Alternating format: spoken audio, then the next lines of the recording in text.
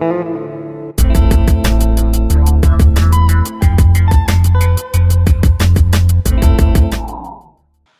ladies, so all you're going to need is your Siberian Kinky by Marlene-Aymone, some bobby pins, and to have your hair braided in a beehive.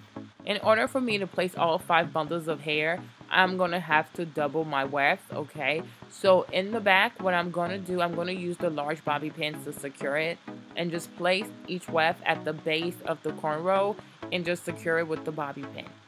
When you get a glimpse at the back of my hair, you can see why I recommend getting your hair braided in the beehive, because it's so much easier and time saving. Okay, good. Now on to the front. The front part is going to be very crucial. When you get to the front, you don't want to use double wefts, okay? You want to use a single track of hair, okay?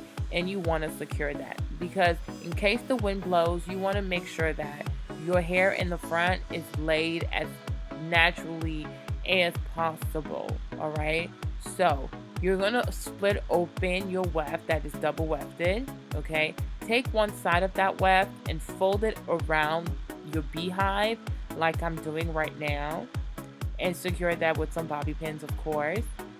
And then once you're done with that part, you want to take the other track and place it carefully along the base of your cornrow. Okay, so you place it along the base, not over the braid, not behind the braid, but at the base of the braid. And this is just to prevent your hair or your cornrow from showing in case there's like the wind blowing or some natural disaster. You know, you just can't afford for everybody to be all up in your kitchen. Okay, so use your bobby pins and place your bobby pins going inside, not coming out towards your forehead, but going inside towards the top of your beehive. Okay, feel free to use as many bobby pins as you want to secure the top weft, because that is the most crucial step. But if you're tender-headed, you don't have to use as many bobby pins as I did, right? Good. Now that we're mostly doing the front of your hair, which is pretty much going to be your bang, you want to start at the front, but make sure that when you start at the front, you're using a single weft. Okay, I mean, like, don't double the weft. Place a single weft there, because that is going to determine your bang. Like, do you want it to go to the right? Do you want it to go to the left? And you don't want to have as much hair in the front as you do in the back. It's not going to look right. Okay, so use a single track in the front. Use the smaller bobby pins, secure that. And the nice thing about the smaller bobby pins is they're easier to conceal and they're easier to place. Like, if you have a lot of smaller bobby pins, you can pretty much kind of mimic the thread. Does that make sense? So yeah, so use a single track in the front and use your smaller bobby pins in the front as well. Okay, now when you get to the back, feel free to use a double weft, or when you get further along upwards, feel free to double your weft. Now what we have to do, we have to close the circle that you see at the top of your beehive. So we're going to keep rolling the weft around the beehive, until that circle gets smaller and smaller. And this is when your smaller bobby pins are also going to come in handy, because the smaller they are, the more you have in, it's pretty much going to mimic the thread, alright? And it's going to give you a very nice closure without using a closure. So see what I'm doing? At this point, like I said, you can definitely use a double weft because it's all the way up there. It's not on your bang. So use a double weft if you want. If you want to use a single weft, that's fine. Repeat the process until the circle that you see that's open gets smaller and smaller and smaller, until we kind of create our own closure without using a closure. Alright, so keep taking that weft, keep going around and making sure that the circle gets smaller, but that is also tighter.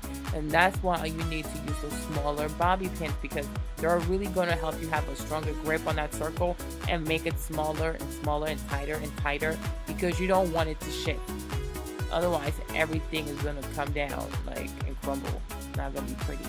So the next thing you want to do, like what I did, is you may want to go around as many times as you can to see how much weft you're going to need to kind of create your own closure, okay? And once you have figured out how much weft you need, you can take a pair of scissors and cut the excess weft that you're not going to be using. And that's also going to make it easier for your hands, not having to carry that much weft around.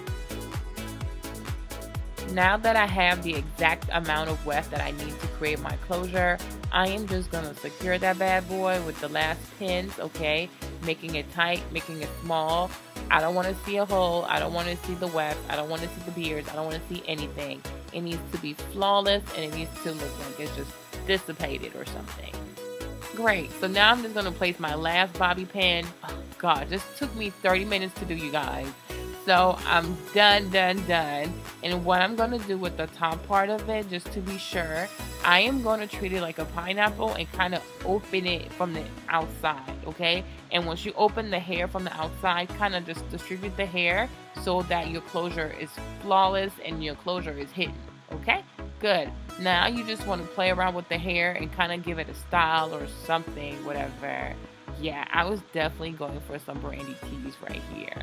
If you put it down right, like the way I want it, play your cards right, maybe we can fall in love. I'm gonna put it down, we gonna fall in love. Okay, good. Alright, so for all my non-believers out there who are still skeptical about how flexible this weaving technique can be, I wanted to leave you guys with a few hairstyles to show you how you can style this weave. But first of all, let me show you once the hair is pulled back how well the pins are hidden, okay? So in the middle, I'm doing this bun or an updo. On the right, I'm going to be doing a full hawk to show you something you can do if you were to go out on a dinner date. And right back to the left, you can also wear your hair on the side in case you wanted to be this exotic, kinky Barbie princess, alright? So guys, please remember that this is the Marlene-Aymone Siberian Kinky. This hair will be available for purchase in the coming weeks. And until I see you next time, guys, please take care of yourselves.